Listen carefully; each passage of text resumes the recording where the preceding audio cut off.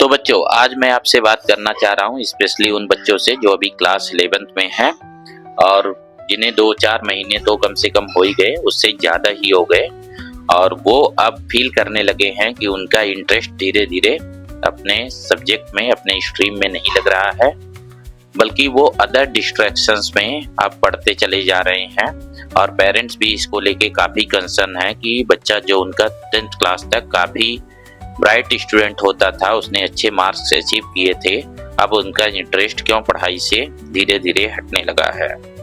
तो बेसिकली आपने क्या किया कि साइंस, कॉमर्स या आर्ट, इनमें से कोई एक स्ट्रीम को सिलेक्ट किया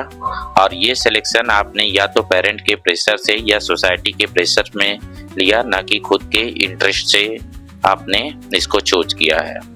और आफ्टर सिलेक्शन आप स्ट्रीम, जब आपको स्कूल जो है डिलीवर नहीं कर पाया चीज़ों को, आप में इंटरेस्ट नहीं हुआ, तो आपने बेसिकली इसके बाद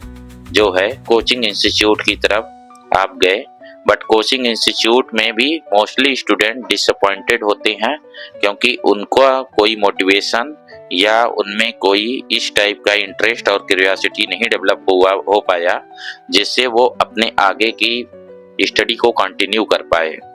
जैसा कि बच्चों आपने ये महसूस किया होगा कि क्लास 11 का जो सिलेबस है वो क्लास 9th और 10th से काफ़ी ब्रॉड हो जाता है और उस सिलेबस को आप जस्ट रोट लर्निंग या जस्ट नोट मेकिंग के थ्रू नहीं कर सकते हैं। उसके लिए आपको एक प्रॉपर बुक रीडिंग करना पड़ता है, तो बुक रीडिंग स्किल होनी चाहिए। अब ये बात आपको लग सकती है कि बुक रीडिंग क्या हमें नहीं आती है। बेसिकली जैसा बुक रीडिंग आपको स्किल होनी चाहिए वो मिसिंग होती है। अदरवाइज सोर्स ऑफ नॉलेज तो आपकी बुक ही है,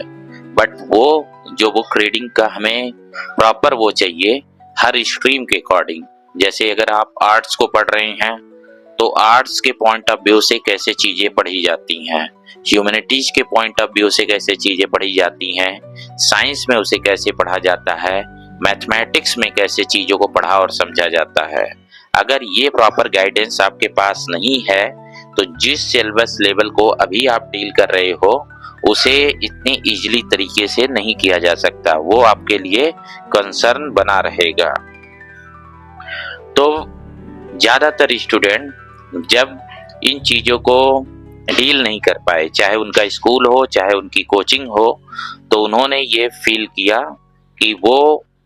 अब उतना इंटरेस्ट नहीं बना पा रहे हैं या उस चीज को नहीं बना पा रहे हैं,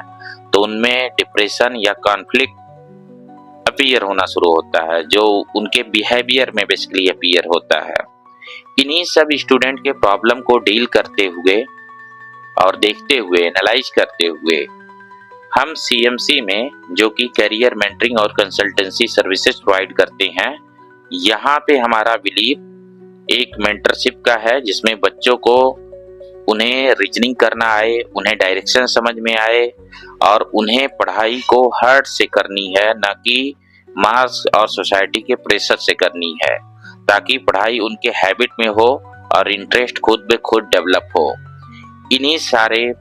मोटिव्स के साथ सीएमसी आपको अप्रोच कर रहा है कि आप इससे जुड़िए और नए मोटिव से पढ़ें।